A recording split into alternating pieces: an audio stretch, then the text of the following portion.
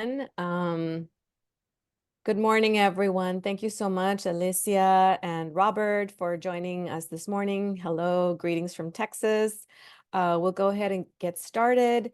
This presentation is about parenting practices and how you can nurture multilingualism at home.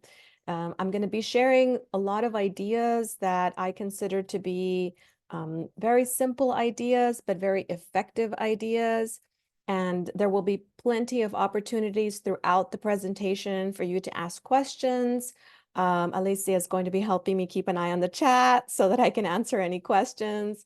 And of course, at the end, I'll be able to answer any questions that you may have as well. So I'm really looking forward to being with all of you today. I feel very honored and thank you so much for joining us today. So today, this is a little bit of an agenda of a guide of what we're going to be discussing. To let you know, we're going to talk a little bit about the research because unfortunately, there are many times when people have opinions about how to raise our children. We get opinions from a lot of people, sometimes from family members, sometimes from different places. And so on the media or on the web, and it really is very important to understand, what does the research say? In other words, what does the literature say? We're going to talk very briefly about myths, because I know one of my colleague presenters has talked about those as well. And then I'm going to actually be sharing some ideas with you about a term that I call organic play. And organic play is just, all that means is it's the kind of engagement that you have at home within the environment. And I'll be sharing some examples of that. Then we'll talk about music and the power of music and lullabies and nursery rhymes that we grew up with. And then I'll talk a little bit about how important listening is, because I know as parents and as educators, we definitely want our children to be fluent, to be able to speak a language without necessarily pausing. That is one of the definitions of fluency, is to be able to communicate competently without any pausing. But actually, in order to speak fluently, you actually have to spend a lot of time listening. And then I'll continue with some of the more ideas about how to foster, how to create the right environment, and how speaking and adopting and acquiring a language is really using different modalities: listening, speaking, writing, and whatnot. So that's what we're going to be looking at today. A little bit about me. I'm currently in San Antonio, Texas. I went to college in Texas, in Arlington. I got a master's degree in ESL, English as a second language, and I have a doctorate in bilingual education from Kingsville, Texas A&M. I currently work at Great Hearts Live Oak here in San Antonio, Texas, and I have worked as a public school teacher and a professor for almost 30 years. I can't believe it. It just snuck up on me. I do have two children who are bilingual. I have a daughter who's in medical school and one in law school, and my dog, as you can see there, and he's in the room too. So if it gets a little noisy, you'll hear him. So let's talk a little bit about the research by Dr. Patricia Kuhl. Dr. Patricia Kuhl actually did out of the University of Washington. And that's something that we have to consider. Prior to maybe about 20 years ago, we had theories, like we have ideas about how bilingualism works.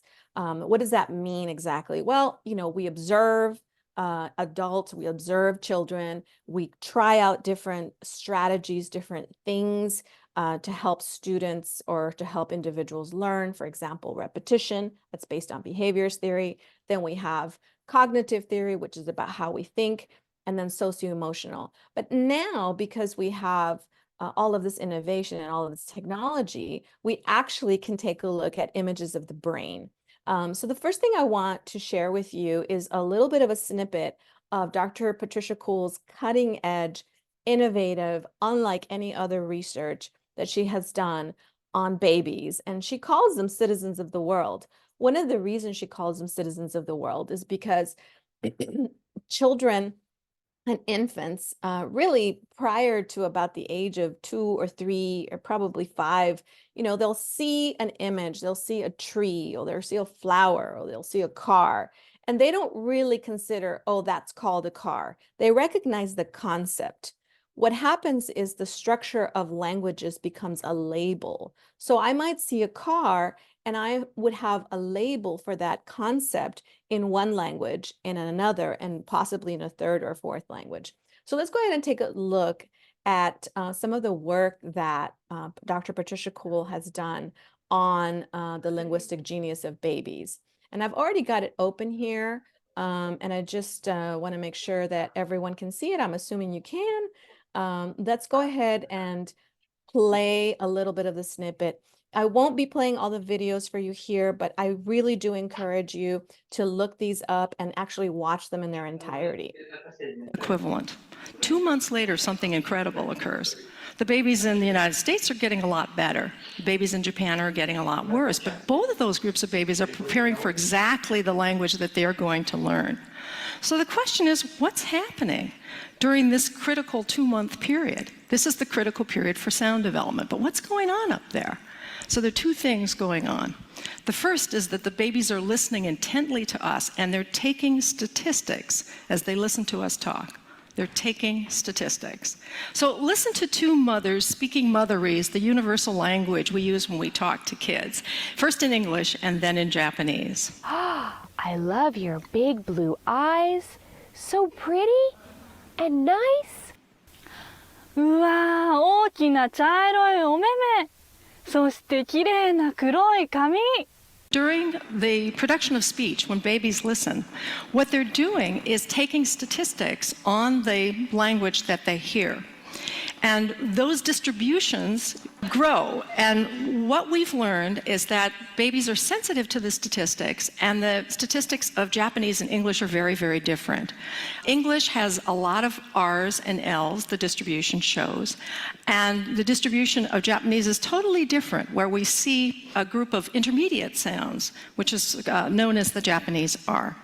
So babies absorb the statistics of the language, and it changes their brains. It changes them from the citizens of the world to the culture-bound listeners that we are. Okay, so as I was sharing before, it's a very, very complex, intricate process that the brain is experiencing. One of the things that I like to point out is that the brain is the only organ in our body that continues to grow after we are born. And this is very, very important because it's important to think about what babies are listening to and children are listening to as they're acquiring language. And so, as she said, they're not necessarily bound, right, within one frame. They're listening to the sounds and they're making those decisions as they're acquiring it. Her research further goes on to say, and I think this is really important to point out because now we have all this access to technology, is, you know, I might have some software or some games or some things that I want my child to access while I'm doing something else. And that is, there is value to that. But her research also shows that human interaction, when we're talking about reading, when we're talking about literacy, when we're talking about language, is actually more impactful than a software or a game or a platform that's available on the computer. So I did want to go ahead and tell all the parents out there to think about that when they're introducing their children to technology or to platform or games that have language games or literacy. So what are the things that we need to keep in mind? Well, wow, thank you. Go bring it to Daddy. Okay, sorry. Angelica, sorry, we can hear you. Could you please? Yeah, thanks. I'm sorry. I thought she was just excited. All right, so what are the things that we have to do? Well, language has to be spoken. In other words, yes, we want children to listen to it, but we want to make it okay for them to speak it. And what we have to keep in mind is that language, when we're talking about two languages, or even 3 or 4, it's what we call interlanguage theory. That means that languages are sort of dependent on each other. One may be stronger than the other, and there's a reliance on the second or third language on the first language. So the stronger we develop that first language, the stronger that second or third language will be. And it's very, very important to keep those two in mind. The communication part, the basic communication, and then later on as kids enter school, academic language as well. So I just shared with you that babies are taking statistics. And let's go ahead and look at the images of babies. So let me go to that actual timestamp. And I went ahead and timestamped it for all of you here. So here's the baby. They are learning. So this is little Emma. She's a 6-monther, and she's listening to various languages in the earphones that are in her ears. You can see she can move around. We're tracking her head with little pellets in a cap, so she's free to move, completely unconstrained. It's a technical tour de force. What are we seeing? We're seeing the baby brain as the baby hears a word in her language. The auditory areas light up, and then subsequently areas surrounding it that we think are related to coherence, getting the brain coordinated with its different areas, and causality, one brain area causing another to activate. We are embarking on a grand and golden age of knowledge about the child's brain development. So I think this is really important because, again, prior to having access to this kind of imaging and prior to having technology that we have today, we were really just creating theories based on observation and of course, the review of literature over the many years. So this is really, really, really important to consider that the brain is, as we're developing language, it occurs in different parts of the brain. All right, so this is what I shared before. And how many of you knew that the brain is the only organ that continues to grow even after we are born? I just wanted to pause there for a second if anybody wants to throw that in the chat or any comments.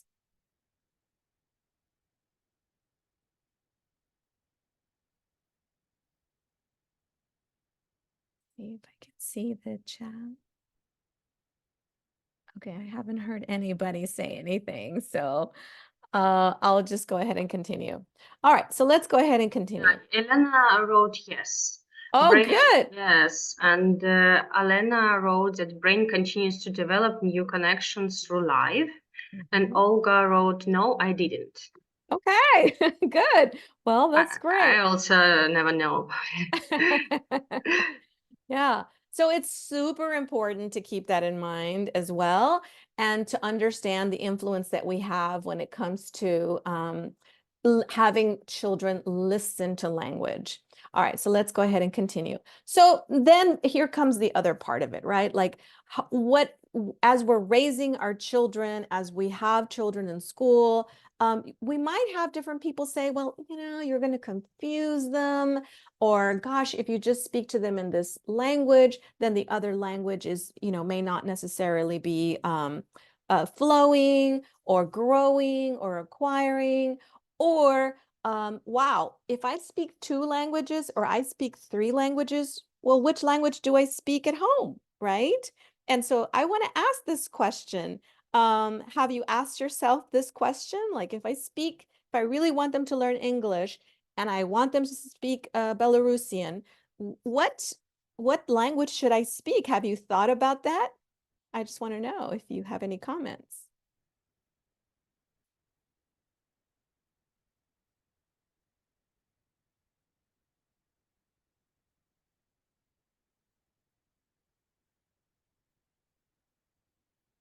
Mm. Yes, yes, yes, yes. Oh, those are all good answers. Yes. Good. Good. Good. Okay, well, so let me give you some answers, okay? Because when I was raising bilingual children as a bilingual educator and multilingual, that's great. That is wonderful. That is wonderful. That's a great idea. So it is important, if you remember what Dr. Kuhl said.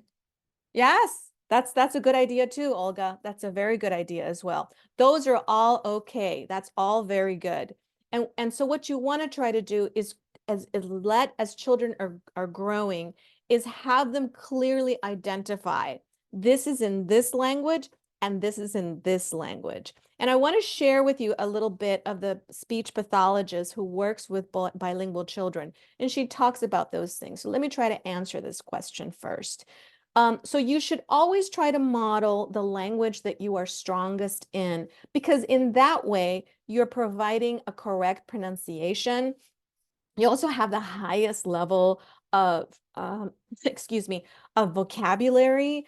I grew up along the United States and Mexican border, and my parents don't speak any English, and they always spoke Spanish to me. And that's how I was able to keep it in my culture and through my experience as an adult. And they always modeled the highest level. And when I was in school, it was all in English.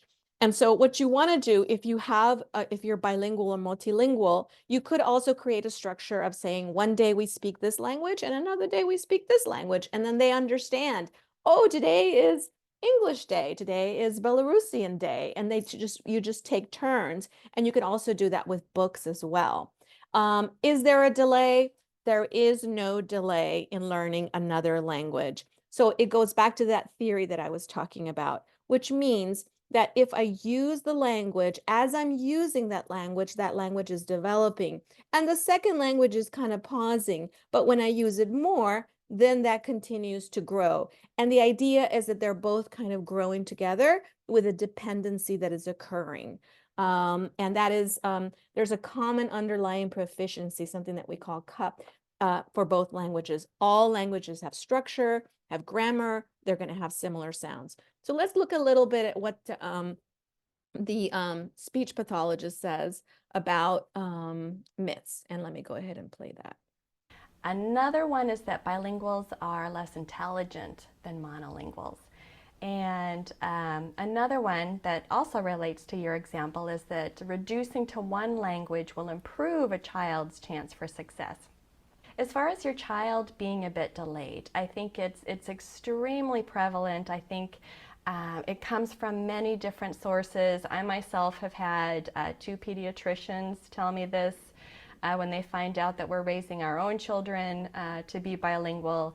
And again, they do it thinking that it's helpful, but so what I heard was, well, don't be surprised. Your children may be delayed because they're learning 2 languages, and coming from a very respectable source, parents, of course, are going to believe this recommendation. And interestingly, I've looked thoroughly both for professional reasons as well as for personal reasons, and there's really no evidence indicating that this is true. So with the Okay, so I go back to the idea of research.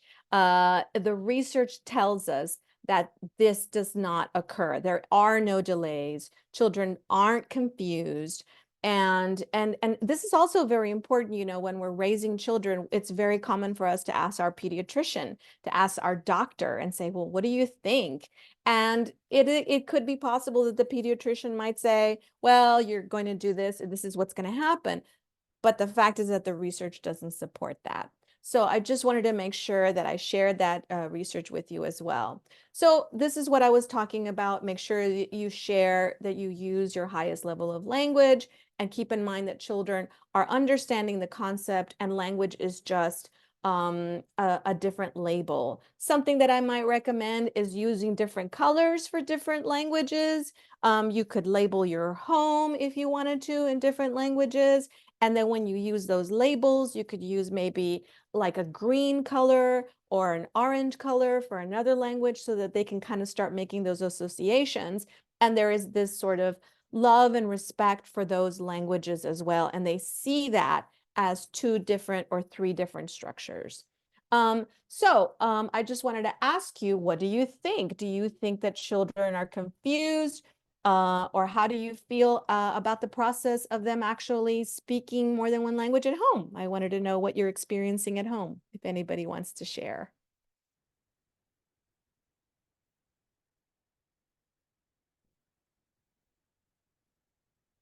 Hi guys, you could put it on the chat, or you could mute yourself and say it. Okay, we have comments. Super. Awesome. Awesome. Yes, that's right. That's actually very good. Yes, that's called code switching, which means it's very possible. I'm so glad you brought this up. And Alessia, can you help me pronounce the name here where it says children even not pay attention and just switch? Natalia. Natalia. Okay, Natalia. Yes, that's called code switching. So children might go within one sentence, they might use two languages. That's called code switching. And actually what that means is they're demonstrating great mastery in two languages because they understand the word order, the syntax, and the structure. Yeah. Yeah, absolutely. I did that, Alina. I did that as well. Absolutely. Yeah. Very good. Thank you, everybody. I appreciate your participation. Okay, let's go ahead and go on. All right, so now let's talk about organic play. And organic play just means opportunities that I might have that don't necessarily require a lot of time for me to be creating them. Well, what does that mean? You know, I could actually be singing songs. I'm going to share a couple of ideas with you here. Maybe when we're cooking, we go to the grocery store and we're observing, we're looking at all the items, we're thinking about what we're going to buy to make something. I highly suggest that you consider something that is very traditional for your family in order to kind of keep all of those feelings that are associated with it. Like you start introducing that idea with your children. Oh, my mother used to make this for me, and this is, you know, how we used to do it. And you're having this conversation with your children. And then also I'm going to talk a little bit about outdoor play and how you can bring outdoor play inside because sometimes the weather doesn't permit for that. So we'll talk about that. Play is very important for language. And when I say play, I'm not necessarily referring to video games or to actually a board game like Monopoly. Those are very useful ideas as well. And I'll show some pictures with you with my family. But I'm talking about just pretending, like I'm a fireman or I'm pretending that I am a chef. That kind of role play allows children to negotiate, to decide and to gauge each other about what's appropriate behavior and what's appropriate language as well. And what's really important is what you're doing is you're creating what we call language opportunities. So I'm going to share some ideas with you. Well, what are the things that the research is showing us now? It's showing us that language is more than just words. It's more than just what's going on in our brain. It's more than what we do. It's what we feel. We all remember a teacher that made us feel great, and we all remember a teacher that didn't make us feel great. And so if we don't feel relaxed, it's what Dr. Stephen Krashen calls the affective filter, right? And so if we feel a lot of stress when we're trying to learn something, it becomes more difficult for that information to come in. And so it's very important that we feel joy, that we feel excited, that we feel happy whenever we're learning a language, especially at home. So what are the things that we're talking about? Well, we know that human beings are social, and if we experience language in these type of activities, then it becomes meaningful. I'm more likely, the research shows that I'm more likely to remember something my peer or my classmates said to me actually than what my teacher said. Why? Because of the social interaction that I had. So this is where this becomes very, very important. All right, so let's continue here. And I just wanted to talk a little bit about what outside games you remember as a child. I played a lot of games outside with, I'm the youngest of 6 children. So we played hide and seek, we played tag, we played with dirt, we took the leaves off of the plants. And I want to know if you can think of some games that you played outside when you were young, when you were like under the age of 10 or under the age of 12. Is there anyone who wants to share a game? And do you know what these games are? Freeze.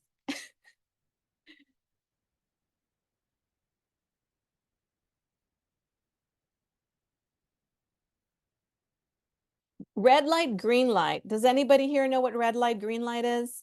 I learned this game actually as an adult with some of my students who shared it with me. Does anybody know what red light, green light is?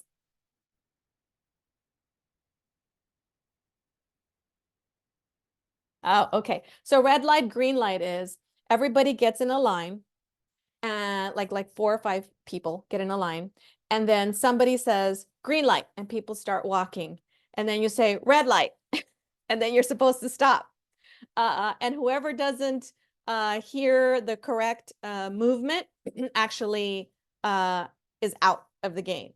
And so you basically are creating an opportunity to move. One of the ways that we help students or children to remember language is by creating movement. So if I want students or children to remember a new word, I might add a movement too. So I might say, oh, this is a new word. This is how you say, bread, and I might go like this to create a sound, or tap, to create an association with that new word. All right, so let's go ahead and continue. Hopscotch. Yes, yes, I used to play hopscotch as well. We drew it with a chalk, or we do different things as well. Good. We played bingo a lot. Did y'all play bingo? Yeah, we had these little cards and with pictures and stuff. And I'm going to show you some examples of that. I hope you really like these ideas that I'm going to be sharing with you. All right, let's continue.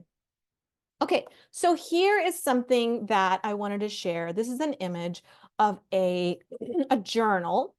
And it can be any sheet of paper. It doesn't have to be a journal. But this is a child who actually was walking outside or just went outside. You don't have to actually go for a walk. And then picked up a leaf. And it could be anything. It doesn't have to be a leaf. And then they trace it. And then they write the word. And then they write the date. This is a 4-year-old, okay, who's doing this. And as you can see here, there are so many components to it. There's texture, there's touching, there's motor skills, there's color, there's observation. We want students and we want children to be good students later on, but the fact is that they're very inquisitive, and they're thinking critically. So whenever you engage a child in this kind of activity, what are they doing? They're planning, they're organizing, they're thinking about the space, they're visualizing, they're recalling, and they're having a conversation about it. And so as this very simple activity is occurring, you can actually be asking questions about it as well. Oh, jumping rope. Yes, absolutely. I used to do that a lot. Yes, I love jumping rope. Oh, badminton. I don't think I did that. That's really good. Okay, so let's continue. So let's talk a little bit about, the importance of play. And I also wanted to mention recess in schools. This is something that is very standard in the United States, and that is the opportunity for students to actually just go outside and play. There's no goal other than just to run around and play. And let me go ahead and kind of share this, this resource with you. Here it comes, right here, and here it is. So the international, and I just want to make sure, can everybody see this site that I just opened, the International Play Association? Alicia, if you can just let me know if it can be seen.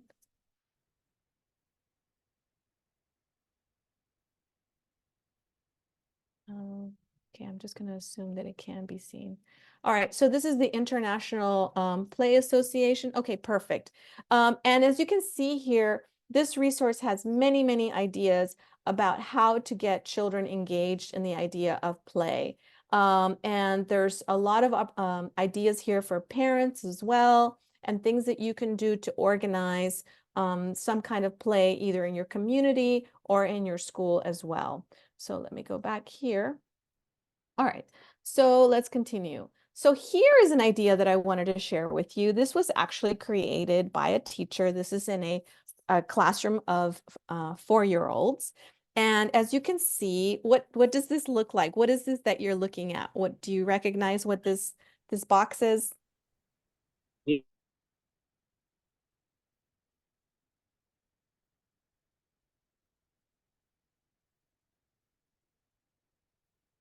Yes, Yes, yes. And it's such a simple idea.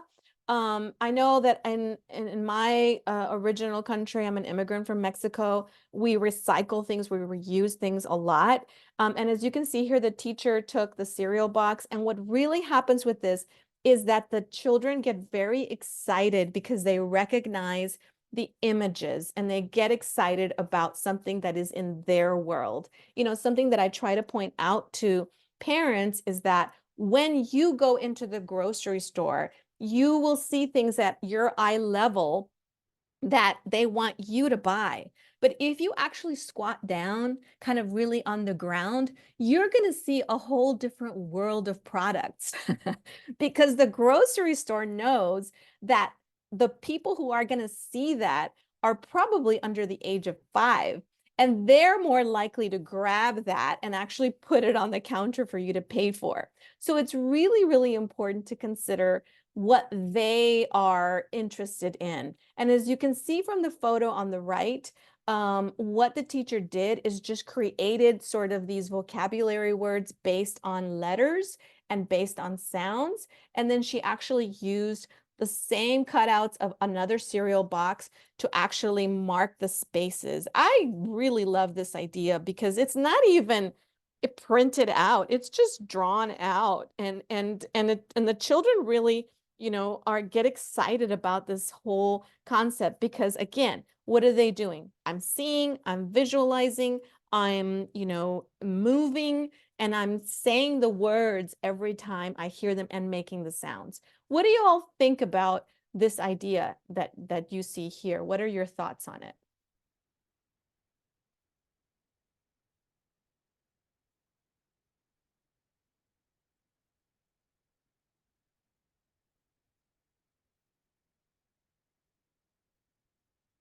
Is this something that you think that you could do?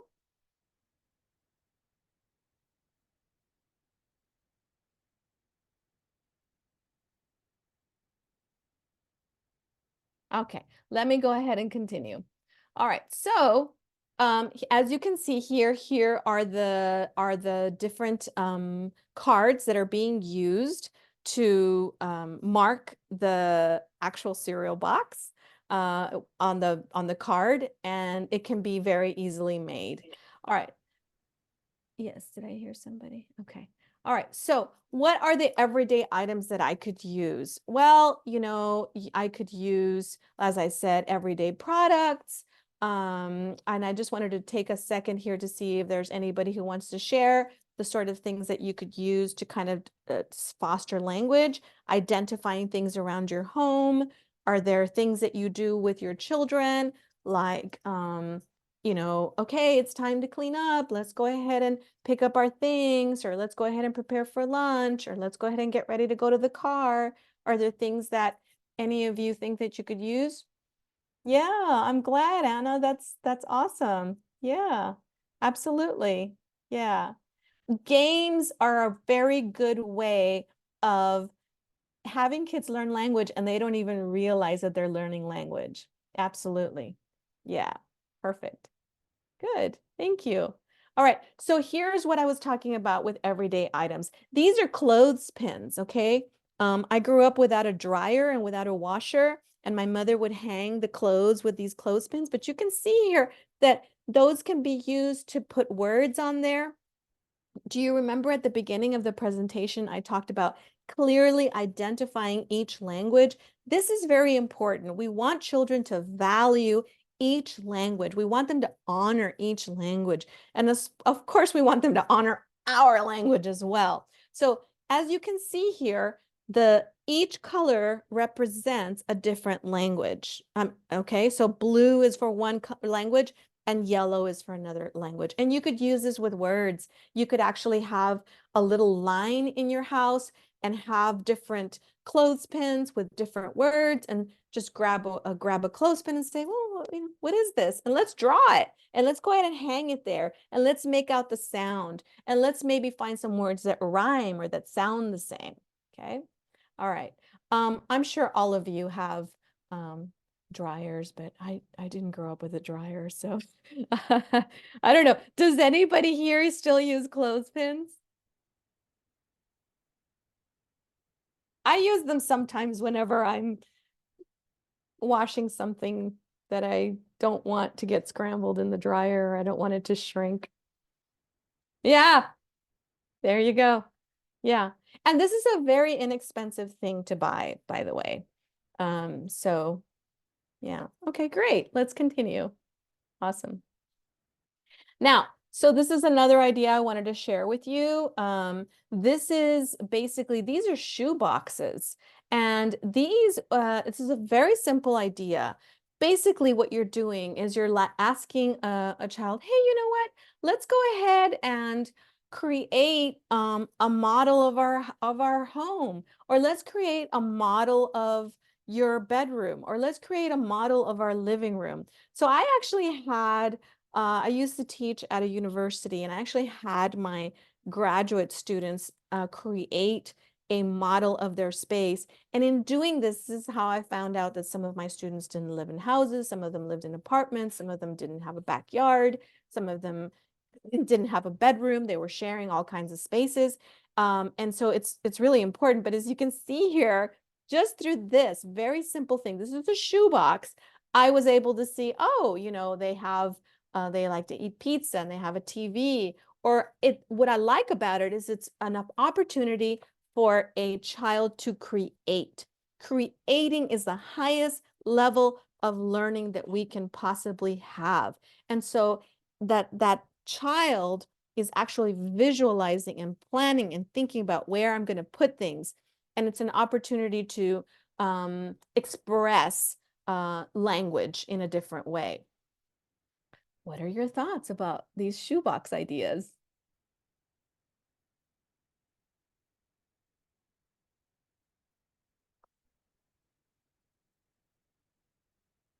Very simple, very inexpensive. Yeah, yeah. Yes, it is. Absolutely. One year I had students who did two boxes. They wanted to do two stories. And a garage, and they just kind of went crazy with it. Okay, good. All right, so here's another one. This is taking an everyday item, as this is a container for butter. And what the person did is they put the letter. And so every time we go to the container, we see that it has this sound, and I make the sound for the child, and I'll say b, b, b. Let's go ahead and look at the words that are inside. And I could do this for different ages, and I could do this for different languages as well. But what's really important here is that the child will recognize this everyday item, right? So it's B for butter. And then I can see when I open it, and I might have the child open it and actually start pulling out the things. Oh, bubbles. Oh, ball. And then it becomes, again, age appropriate. And at the same time, we're fostering language. Can I extend this activity? Yes, I can have them write it. I can have them draw it. I can have them repeat it. I can have them say something with the word. I can have them share it. They might carry it around throughout the day. And then we're talking about those things. Where do I use them? How do I use those things? Yeah. Oh, that's wonderful, Elena. Oh, well, good. I hope that these ideas are helpful, Anna. Thank you. Okay, great. All right, so now let's talk about music. And I'm gonna try to have 20 minutes left. So I want to know a little bit about if you remember some of the songs that you sang as a little girl. I know that my father sang a lot of songs to me when I was a child, and I actually learned how to multiply through those nursery rhymes and lullabies. And so I'm going to be sharing some resources for you here. And I want to thank Alicia for giving me some of these here. So let me go to that one here. Yes, here it is. So let me go to it. Here it is. Oh, this is very exciting.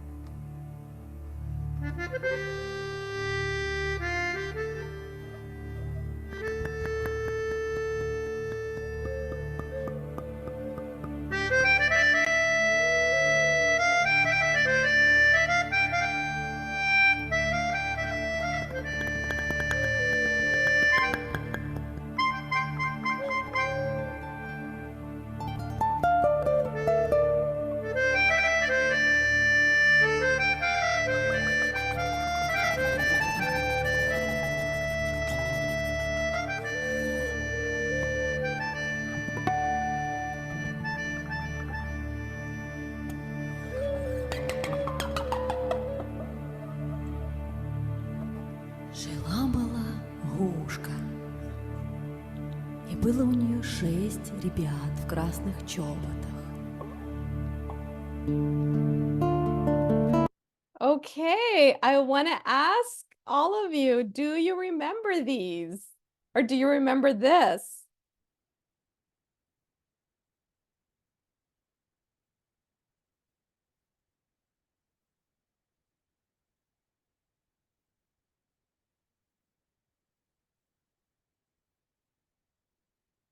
Oh, okay.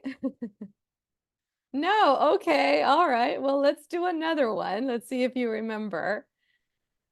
Oh, sorry. Go back here. All right, let's try this one.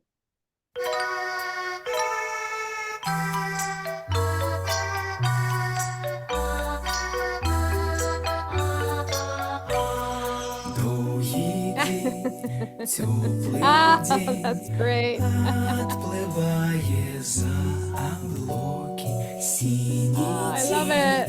сонний тінь, отповзає кудалёк. Oh, that makes me so happy that you remember it. So what happens? Were you transported to an earlier time? What happened here in your heart? That's what I want to know. Like, what did you remember?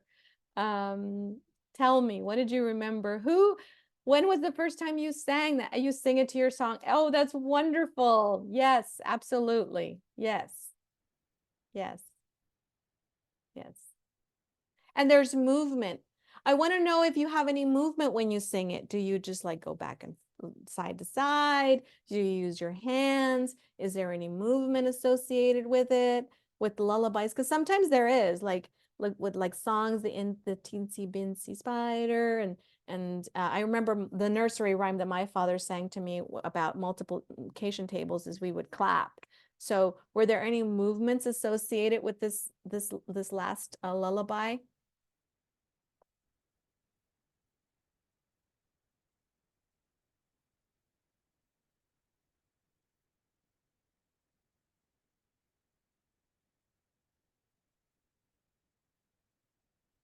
Ah, okay.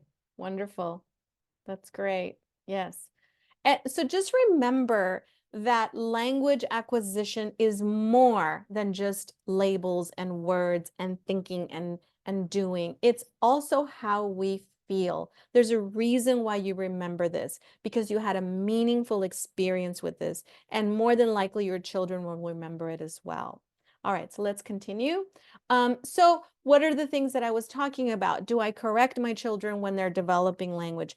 Keep in mind, it's developing, it's a line. So I don't think what you want to do, my recommendation to you as a parent is, and as an educator, if you're an educator, is to model back. So if your child says a word and you say the word and they don't necessarily pronounce it correctly, it's okay for you to just model back the correct pronunciation. I wouldn't necessarily introduce any kind of negative feedback as they are acquiring language, because keep that in mind, they're acquiring language as well.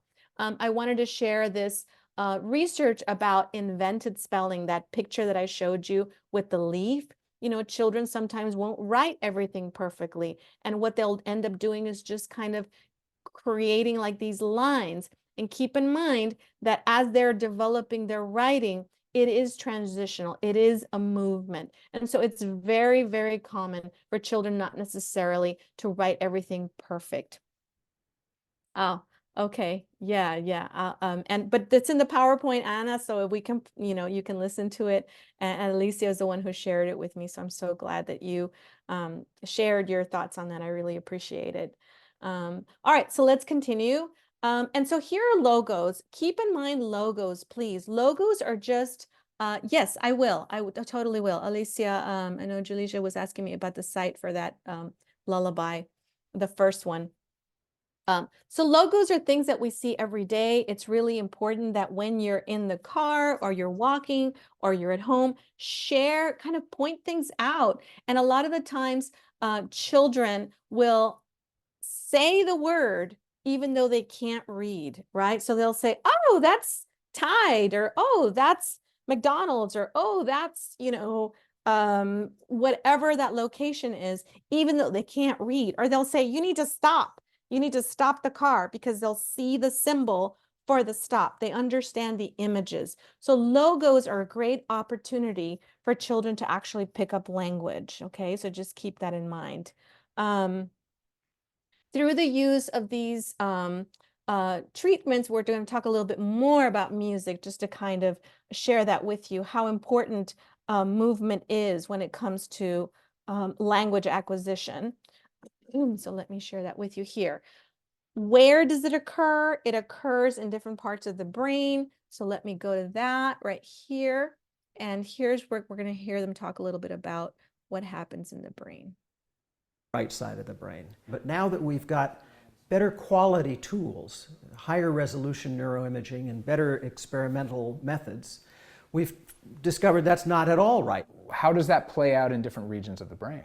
When music enters and then gets shuttled off to different parts of the brain, it stops at specialized processing units in auditory cortex. They track loudness and pitch and rhythm and timbre and things like that. There's visual cortex activation when you're reading music as a musician or watching music. Motor cortex when you're tapping your feet, snapping your fingers, clapping your hands. The cerebellum, which mediates the emotional responses. The memory system in the hippocampus, hearing a familiar passage, finding it somewhere in your memory banks. Music is going on in both halves of the brain, the left and the right, the front and the back, the inside and the outside.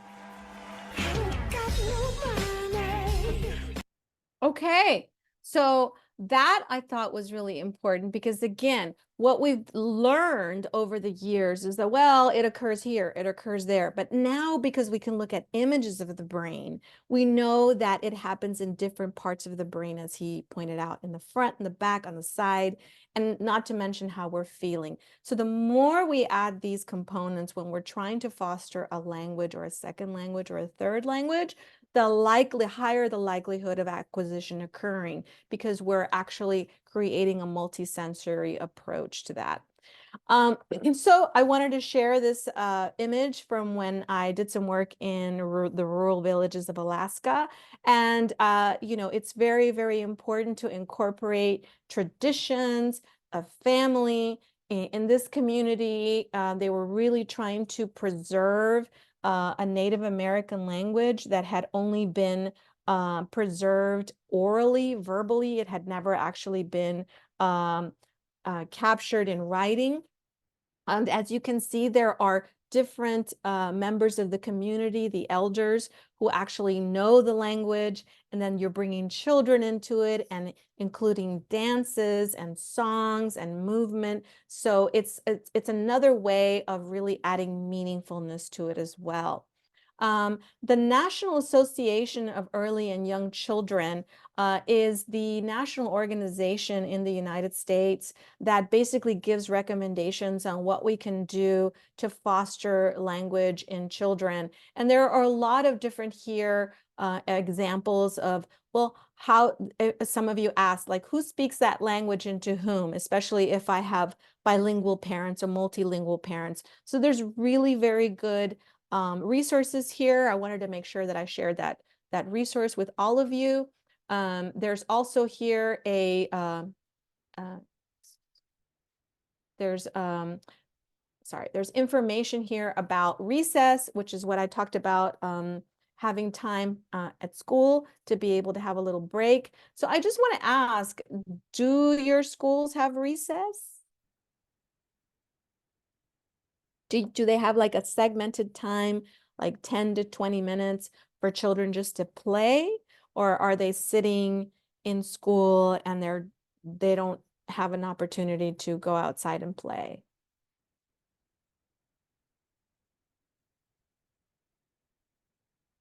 Oh, wonderful. Okay, perfect. So that's great. That's another opportunity.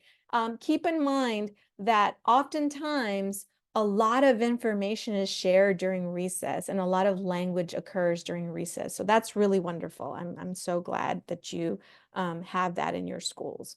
All right. So a lot of people ask me about video games. I'm going to talk about that in a little bit. But here's what I was talking about, bringing the outdoors inside. This was my father back when he was around.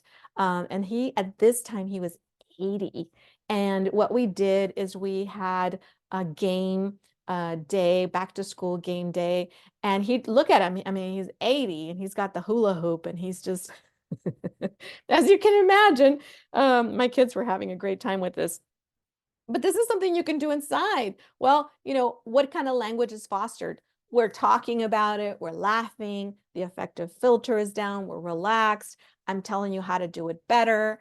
I'm telling you, no, you need to go this way, you need to go that way. And then again, we're doing it with family. So I just want to know, when was the last time you practiced with a hula hoop?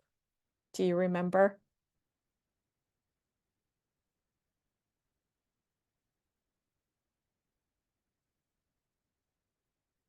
I don't remember the last time I did it. But it's fun, isn't it? It's a fun activity. Yeah, exactly. Yeah, yeah. Okay, good. So let's continue. Video games, right? So a lot of the times children have access to different games, software, tools, iPads, iPhones, television, computers, and that is okay too. There is actually research that shows that some doctors and surgeons who grew up playing video games are more precise surgeons because of the eye-hand coordination that occurs when they grew up playing consoles and actually having to look at the different types of screens that they're looking at when they're playing games. I would just say that it's more powerful if you do it as a parent and child or family member and child. As you can see here, my father was playing with my daughter when she was little, and they were just having a wonderful time. So I want to ask you that. Are any of your children accessing like games on their phone, games on an iPad or on the computer? And when they are you also engaged, or are there family members like grandparents around when that's happening?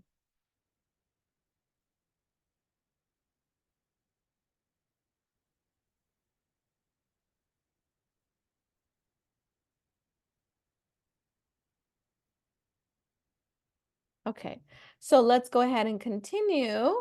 All right, so here's one of the last things that I want to share with you as well, and that is how you can create an opportunity for you to do something at home with your children. They can grow a vegetable, they can do it inside, and then they can actually document, like write things out as they're observing. They can create a scientific journal. If they can't write, then they can just draw it. Even drawing it is wonderful. What do we need to do today? We need to, add water today. How much did it grow? Oh, let's go ahead and draw that. Oh, how much, what does it need today? Well, it needs sun. Let's go ahead and draw the sun so that they can actually make that connection. And I have to tell you that children get very, very excited whenever they do this kind of activity. It doesn't have to be big. It could just be in a little recycled cup, something that you're not planning to use anymore. It could be a milk carton that you put a little bit of dirt and you put some seeds in there. And unfortunately for me, I had to eat that tomato. She also grew some carrots and I had to eat the carrots as well. And I just wanted to ask you, because here's what happens with children. When you ask children in early ages, where food comes from, if you ask them, where does the corn come from? Where does the tomato come from? Oftentimes they'll say from the store. They don't really say from the ground, from the tree, from the, from the vine. They don't, that's not their answer. So this kind of activity allows them an opportunity to actually think and actually plan and actually use language in different ways. So I wanted to ask you what your thoughts are on this final activity that I'm sharing.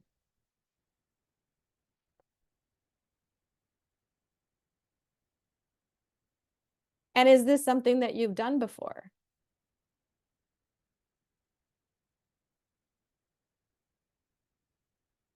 Yeah, absolutely. There's a lot of richness to it. Yes. Perfect, Elena. That's great. Yes.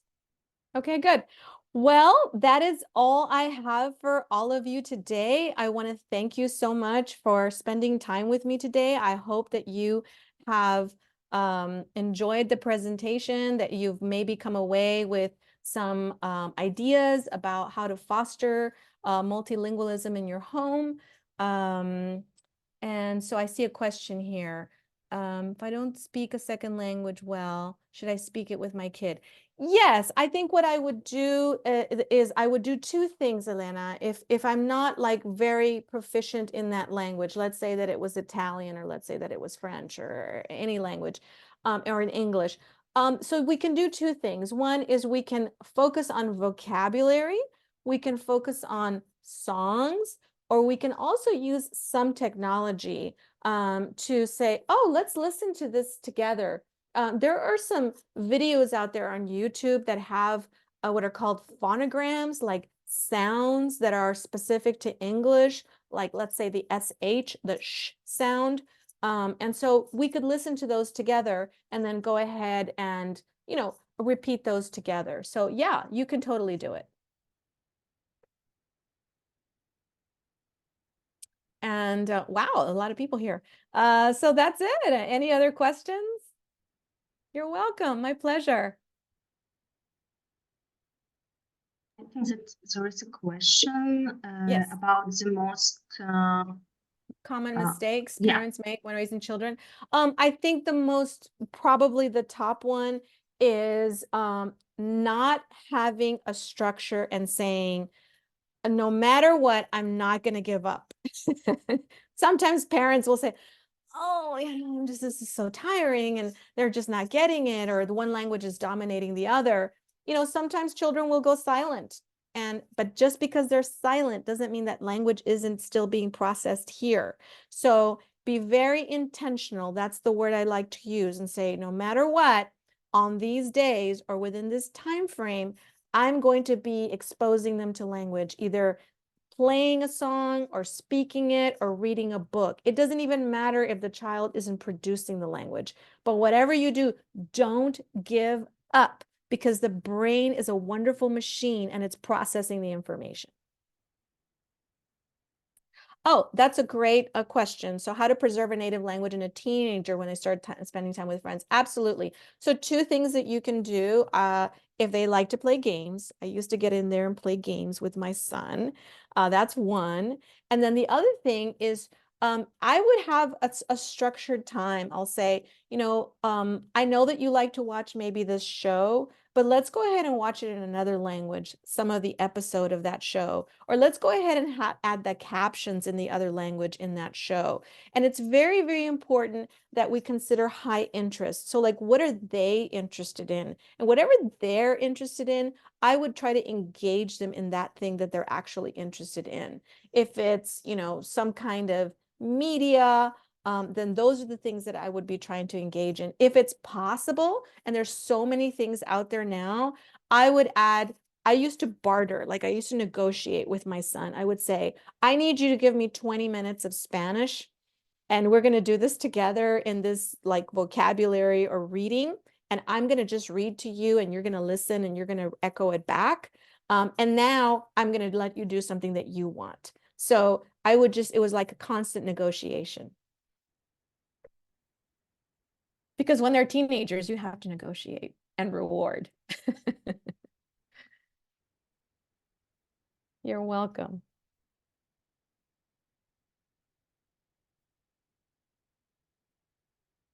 Oh, for mine personally, my favorite ones, my personal ones, were I used to buy bilingual books. And I would take turns. Sometimes I would read in one night, I would do in one language, and then I would do in another language. And that at some point, children, they start flipping through the book. They're predicting what's next, and they're not even looking at the words. They're just saying the words. So I really like that. And then I would look for the YouTube video of that book, because sometimes they get tired of my voice. And so I would look for the sound, a different tonality, so that they would be excited about listening to that as opposed to listening to my voice. And they found that to be very helpful. Yes, it's okay. I used to make these little, like a hat, and I would say, okay, today is English day. You're the English police, or today's Spanish day. Don't let mom forget that today we're just supposed to stay in Spanish. And then I would label it. I used to label everything in my home to do that. So yeah, absolutely. Today today this is the language we're using. And as I said, sometimes my kids would say nothing because they didn't want to do it, but we were still listening to it, and they were still kind of being exposed to it. Yes. Yeah, yeah. As long as it's positive, as long as it's just positive. Like this is a very good question. So they can use any language that they want. Like if you say, like, today we're speaking English, and then they switch over. Oh, okay. But then you stay in the language because you're the one who can stay in that language, right? And if you just give it a little bit of time, eventually they'll switch over to the language. Yeah. But just keep it very positive. Good question. They get into certain series on television, or certain games. As I mentioned before, there are some games that they might be interested in playing with. That's one.